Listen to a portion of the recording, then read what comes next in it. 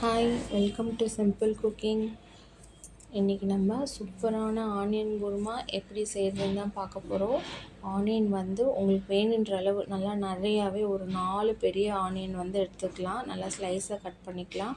அதே மாதிரி பச்சை மிளகாவும் பாதியாக கட் பண்ணாமல் நடுவில் ஸ்லைஸ் கீனி விட்டால் போதும்.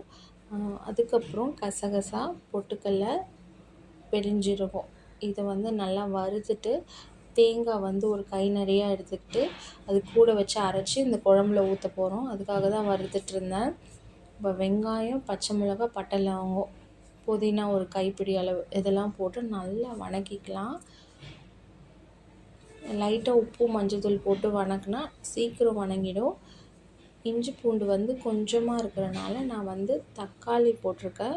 குட்டியாக தக்காளி போட்டு நல்லா அரைச்சிட்டு அதையும் ஊற்றிடலாம். நல்லா வணக்கிக்கணும். அந்த ராஸ்மெல் போகிற அளவு இதை நல்லா வணக்கிட்டு நம்ம வறுத்து வச்சுருக்கோம் இல்லையா, கசகசா, பொட்டுக்கடலை, பெருஞ்சீரகம் இது கூட தேங்காய் வச்சு அரைச்சி ஊற்ற போகிறோம். சைடில் வந்து அப்படியே மாவு பசைஞ்சிக்கிட்டேன். இப்போது கசகசா வந்து எவ்வளோ எடுத்துக்கலாம்னா ஒரு ஸ்பூன் எடுத்துக்கலாம். பொட்டுக்கடலை வந்து ஒரு 2 ஸ்பூன் 2.5 ஸ்பூன் எடுத்துக்கலாம். ஏன்னா அந்த குழம்பு வந்து லைட்டாக திக்னஸ் கொடுக்கும் நமக்கு. அப்புறம் பெருஞ்சீரகம் வந்து 1 ஸ்பூன் எடுத்துக்கலாம். இதெல்லாம் நல்லா வறுத்துக்கிட்டு ஒரு கைப்பிடி அளவு தேங்காய் எடுத்து, தேங்காய் வந்து வறுக்க தேவையில்ல, மிச்சத்தெல்லாம் வறுத்துட்டு நல்லா தண்ணி விட்டால் நல்லா நைஸாக அரைச்சிட்டு நம்ம வேணுன்ற அளவு நமக்கு எவ்வளோ தண்ணி அளவு வேணுமோ அந்த கன்சிஸ்டன்சி அளவு தண்ணி ஊற்றிக்கலாம். தண்ணி வந்து நிறையா ஊற்றிடக்கூடாது. உங்கள் குழம்பு பதத்துக்கு அளவாக நீங்கள் ஊற்றிக்கலாம். நல்லா கொதித்த பிறகு ஒரு குழம்பு கன்சிஸ்டன்சி வந்த பிறகு நீங்கள் நிறுத்திடலாம். ரொம்ப டேஸ்ட் அண்ட் எம்மையாக இருக்கும். சப்பாத்திக்கு, தோசைக்கு, இட்லிக்கு எல்லாத்துக்குமே சூப்பராக இருக்கும். எப்பயுமே மிளகாத்தூள் போட்டு நம்ம தனி மிளகாய்த்தூள் இந்த மாதிரி ஃப்ளேவர் போட்டு செஞ்சு ஒரு மாதிரி வேறு ஃப்ளேவரில் சாப்பிட்ணுன்னு ஆசைப்பட்றவங்க இந்த மாதிரி க்ரீன் சில்லி போட்டு ஆனியன் குருமா வச்சு சாப்பிட்டா ரொம்ப டேஸ்ட்டாக இருக்கும்.